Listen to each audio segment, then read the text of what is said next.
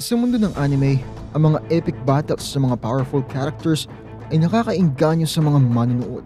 At ang labanan ni Ryumen Sukuna mula sa Jujutsu Kaisen at Lucifero mula sa Black Clover ay hindi nagpapahuli. Ang paghaharap na ito ay pagpaabanggain si Sukuna, ang King of Curses, at Lucifero, ang pinakamalakas na devil sa Black Clover universe. Parehong kilala sa kanilang overwhelming power at kinatatakutan sa kani-kanilang mga anime verses. Ang dalawang karakter na ito ay nagdadala ng isang kakaibang halo ng mga dark abilities at strategic prowess sa battlefield. Pero bago natin ituloy ang diskusyon, make sure na i-hit mo yung like button at i-subscribe ang channel ko kung hindi mo pa nagagawa. At kung gusto mong ma-notify sa bawat bagong video ko, i-click din yung bell icon. Malaking tulong yan sa akin at sobrang na-appreciate ko yan. Nagawa mo na? Alright, simulan na natin. Sa Jujutsu Kaisen, si Ryumen Sukuna, na madalas ay tinatawag lang na Sukuna, ay isang nakakatakot na cursed spirit na dating isang human sorcerer mahigit 1,000 taon na ang nakakalipas, na ngayon ay kilala bilang undisputed King of Curses.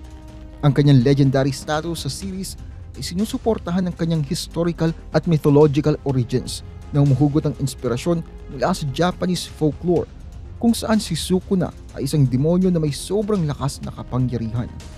Ang kanyang papel sa series ay mahalaga. Madalas nagpapatakbo sa plot ng kanyang sinister influence at ang unique dynamic na kanyang itinatag sa bida ng serye na si Yuji Itadori.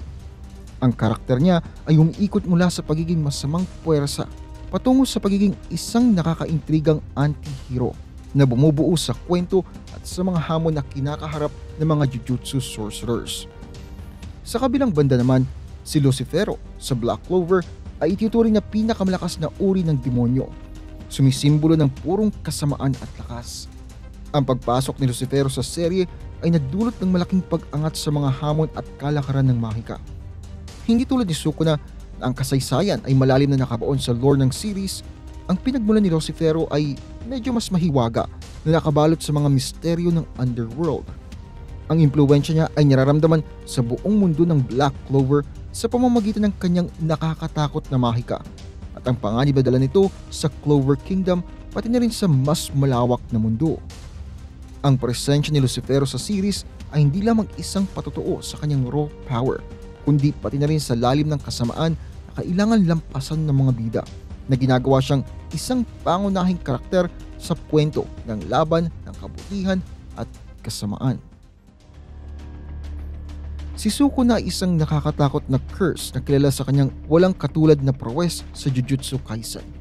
Ang kanyang mga abilities ay halo ng raw power at cursed energy manipulation na ginagawa siyang isa sa mga pinakakinatatakutan na entities sa series. Ang primary strength ni Sukuna ay nakasalalay sa kanyang mastery ng mga cursed techniques. Ang kanyang signature ability, ang Malevolent Shrine, ay isang halimbawa nito. Ang teknik na ito ay nagbibigay sa kanya ng kakayahang lumikha ng isang domain na walang pwedeng tumakas kung saan maaari niyang hiwain ng anumang nasa loob nito. Isang halimbawa nito ay noong laban niya kay Mahito, kung saan si Sukuna ay walang kahirap-hirap na pinaghiwa-hiwalay ang mga transfigured humans ni Mahito na nagpapakita ng parehong precision at destructive capacity ng kanyang mga cursed techniques. Si Sukuna ay may kakayahang baguhin at manipulahin ang katawan ng kanyang host. Pinakita ito ng kanyang ibalik o patubuin ang nawawala mga paa at binago rin niya ang katawan ng kanyang host na si Yuji Itadori na nagpapalakas ng malaki sa kanyang physical capabilities. Marahil, ang kanyang pinaka nakakatakot na katangian ay ang kanyang napakalaking cursed energy. Si Sukuna ay maaaring manipulahin ang energy na ito para lumikha ng mga nakakasirang atake, tulad ng mga fire-based techniques o upang palakasin ang kanyang mga physical strikes. Isang kahanga-hangang halimbawa nito ay noong siya ay nagpalabas ng isang malaking fire attack noong Shibuya incident na nagdulot naman ng malawakang pagkasira. Si Lucifero naman mula sa Black Clover ay isa sa mga top-notch na mga demonyo sa series na kilala sa kanyang overwhelming gravity magic at raw physical power. Ang primary ability ni Lucifero ay gravity manipulation, na nagbibigay naman sa kanya ng kakayahang kontrolin ng mga gravitational forces sa kanyang kagustuhan. Ang kapangyarihang ito ay nagpapahintulot sa kanya na immobilize ang mga kalaban lumikha ng mga powerful gravitational fields at palakasin ang kanyang mga physical strikes. Isang halimbawa ng nakakatakot na potensyal ng ability na ito ay naipakita nung nakipag-ugnayan siya sa ibang mga characters sa Spade Kingdom arc, kung saan walang kahirap-hirap na pinasuko ang mga malalakas na mages sa kanyang gravitational force. Bilang isang high-ranking devil, si Lucifero ay may malakas na demon magic. Ang magic na ito ay versatile at maaaring gamitin sa parehong offensive at defensive. Bagamat hindi gaanong ipinakita sa mga labanan, ang kanyang presensya lamang kasama ang kanyang magic ay nagpapalaganap ng takot at nagpapakita ng kanyang lakas. Bukod sa kanyang mga magical abilities, si Lucifero ay physically imposing. Ang kanyang lakas ay nagbibigay sa kanya ng kakayahang magbigay ng mga devastating na suntok na maaring wasakin ang mga kalaban. Ito ay makikita sa mga huling chapters ng Spade Kingdom arc, kung saan ang kanyang simpleng mga physical attacks ay nagdulot ng malaking pagkasira at naglagay ng malaking pinsala at malupit na banta sa ating mga bida. Sa paghahambing kina Sukuna at Lucifero, ang parehong mga karakter ay may astig na mga kakayahan. Ang precision at versatility ni Sukuna sa mga cursed techniques at cursed energy manipulation ay itinatapat sa overwhelming control ni Lucifero sa gravity at raw physical strength. Ang adaptability at strategic na paggamit ni Sukuna ng kanyang mga abilities, lalo na sa pagmanipula ng katawan ng kanyang host at paggamit rin ng cursed energy, ay naglalagay sa kanya sa isang kalamangan sa aspeto ng versatility. Sa kabilang banda naman, ang sheer power at control ni Lucifero sa gravity ay nagpapakita ng isang natatanging hamon na potensyal na kaya makasagupa kahit na ang pinakamasalimuot ng mga teknik ni Sukuna. Ang prowess ng mga bawat character ay pinapakita sa mahalagang sandali sa kanilang mga series na nagpapahiwatig ng lawak ng kanilang mga abilities at ang kanilang epekto sa kwento. Si Sukuna ay nagpapakita ng exceptional physical strength, speed at agility na ginagawa siyang isang formidable hand-to-hand combatant. Ang kanyang abilidad na mag-regenerate at mag-adapt ng kanyang host body ay lalo pang nagpapalakas sa kanyang physical capabilities. Nung laban niya kay Megumi Fushiguro, si Sukuna ay nagpakita ng kanyang incredible speed at agility na walang kahirap-hirap sa pag-iwas at pag-counter sa mga atake. Ang physical prowess naman ni Lucifero ay karapat-dapat ding bigyang pansin. Ang kanyang immense strength ay halata sa kanyang ability na magdulot ng malaking pagkasira sa simpleng mga physical attacks. Sa Spade Kingdom arc nga, ipinakita niya ang kanyang physical domination ng pahirapan ng mga malalakas na kalaban sa purong lakas lamang. Si Sukuna ay highly intelligent na madalas na gumagamit ng kanyang wits para ma-outmaneuver ang kanyang mga kalaban. Siya ay nagpapakita ng strategic thinking sa labanan, tulad ng nakita sa kanyang laban kay Jogo, kung saan siya ay tactically nag-exploit ng mga weaknesses ni Jogo. Habang ang intelligence naman ni Lucifero ay hindi gaano nabigyan ng pansin sa series. Ang kanyang abilidad na kontrolin ang mga labanan gamit ang kanyang gravity magic ay nagpapahiwatig ng mataas na antas ng strategic at tactical awareness. Ang stamina ni Sukuna ay isa sa kanyang mga key attributes. Siya ay maaaring makipaglaban ng matagal nang hindi nagpapakita ng senyales ng pagod. Ito ay dahil sa kanyang cursed energy reserve. Si Lucifero din ay nagpakita ng mataas na stamina. Ang kanyang devil constitution ay nagbibigay sa kanya ng kakayahang magtagal sa mga labanan. Ang kanyang endurance ay makikita sa kanyang abilidad na patuloy na magpamalas ng kanyang gravity manipulation nang walang nakikitang pagkapagod. Ang durability ni Sukuna ay pinapalakas ng kanyang cursed energy na nagbibigay sa kanya ng kakayahang makatagal sa malalaking pinsala. Ang kanyang regenerative abilities ay lalo pang nag-aambag sa kanyang resilience sa labanan. In the same sense, ang devil nature ni Lucifero ay nagbibigay sa kanya ng kahanga-hangang durability. Siya ay maaaring makatagal sa mga powerful magical attacks at physical blows na pinapanatili ang kanyang combat effectiveness. Sa isang hypothetical matchup, ang resulta ay nakasalalay sa ilang mga factors. Ang versatility, intelligence at strategic combat style ni Sukuna ay maaring potensyal na ma-outmaneuver ang raw power at gravity manipulation ni Lucifero. Pero ang overwhelming physical strength at stamina ni Lucifero ay maglalagay ng malaking hamon kay Sukuna. Ang ability ni Sukuna na mag-adapt at mag-regenerate ay maaring makasalag sa ilan sa brute force ni Lucifero. Pero ang gravity manipulation ni Lucifero ay nagpapakita ng isang natatanging hamon na maaaring mag-interrupt sa mga combat strategies ni Sukuna. In the end, si Sukuna ay maaaring may kalamangan sa intelligence at versatility, pero ang sheer power at control ni Lucifero sa gravity ay ginagawa siyang isang formidable enemy. Ang labanan ay maaaring mag-tilt sa pabor ng alinman, depende sa mga sitwasyon at kung gaano kaepektibo ang bawat isa sa paggamit ng mga kahinaan ng isa't isa. Ang key factor dito ay ang interaksyon sa pagitan ng cursed energy at ng magic. Ang dome ni Sukuna ay pangunahin na isang manifestation ng cursed energy na lumilikha ng isang space kung saan ang kanyang mga cursed techniques ay pinapalakas. Kung ang gravity magic ni Lucifero ay maaring makaapekto sa mga physical aspects sa loob ng domain tulad ng movement ng mga objects o characters, baka siya ay makapag-counteract ng ilan sa mga advantages ni Sukuna. Pero ang direktang pag-overcome sa cursed energy gamit ang gravity magic ay mas malabo dahil na rin sa distinct nature ng mga powers na ito sa kani-kanilang mga universes. Sa aspeto naman ng raw power, si Lucifero ay isang top tier na antagonist sa Black Clover universe na kilala naman sa kanyang overwhelming power. Pero ang malevolent shrine ni Sukuna ay hindi lamang tungkol sa raw power. Ito ay tungkol sa control at ang guaranteed hit ng kanyang mga techniques. Kahit para sa isang taong kasing lakas ni Lucifero, ang pag-iwas sa mga atake ni Sukuna sa domain na ito ay halos imposible. Kaya habang ang gravity magic ni Lucifero ay isang formidable force at maaring magbigay sa kanya ng ilang leverage sa pagmaneuver sa loob ng domain, ang lubos na pag-overpower sa malevolent shrine ay medyo malabo.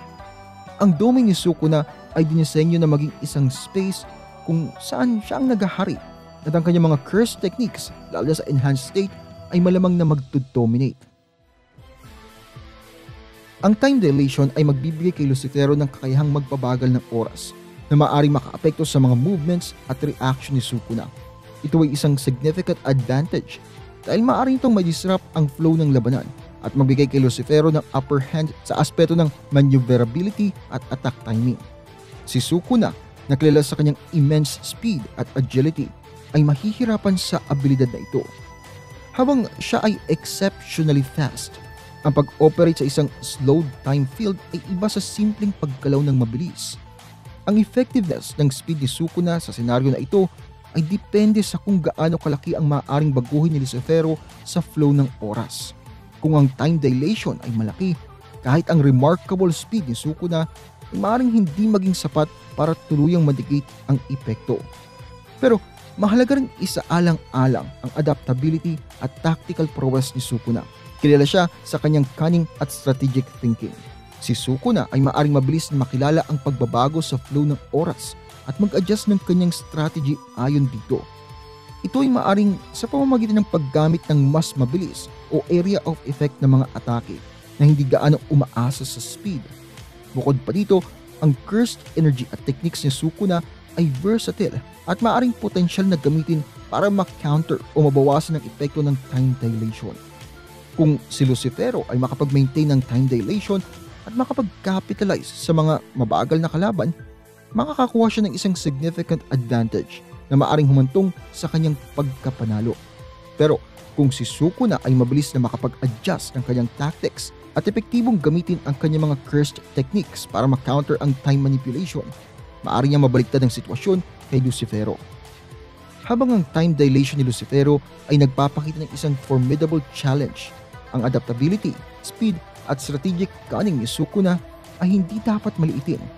Dahil sa mga dahilan na ito, maaaring ma-overcome ni Sukuna ang mabagal oras at mapabaling ang takbo ng laban sa kanyang kagustuhan na magdadala naman sa kanyang tagumpay. Ang fire manipulation ni Sukuna na may dismantle ay maglilikha ng isang highly destructive force. Ang dismantle, isang precision cursed technique, ay magpapalakas sa lethality ng mga apoy na nagbibigay sa kanila ng kakayahang matarget at potensyal na makalampas sa mga conventional defenses. Ang kombinasyon na ito ay maaaring magdala ng isang serious threat kay Lucifero dahil hindi lang ang physical aspect ng apoy ang kailangan niyang harapin, kundi ang cursed energy na infused sa loob nito.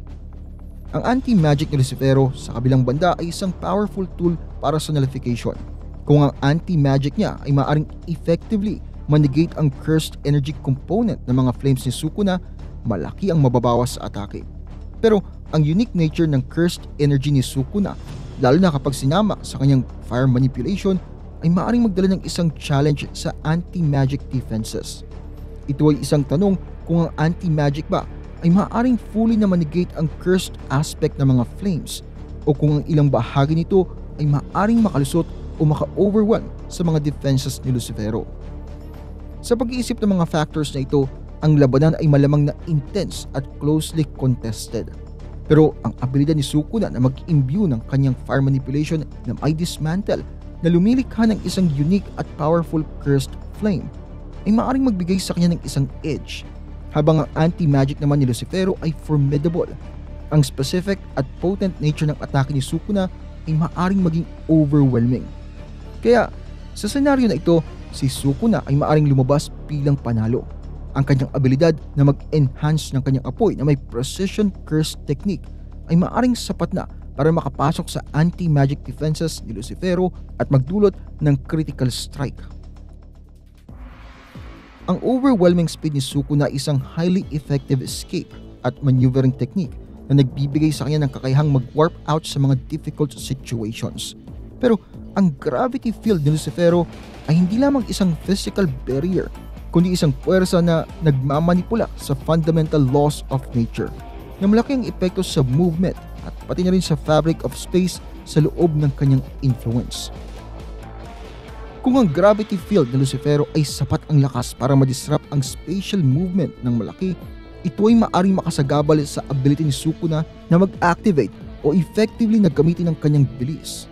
Sa ganitong senaryo, ang immense gravitational pressure ay maaaring mag-immobilize kay Sukuna na ginagawang mahirap para sa kanya na makatakas o makipaglaban ng epektibo.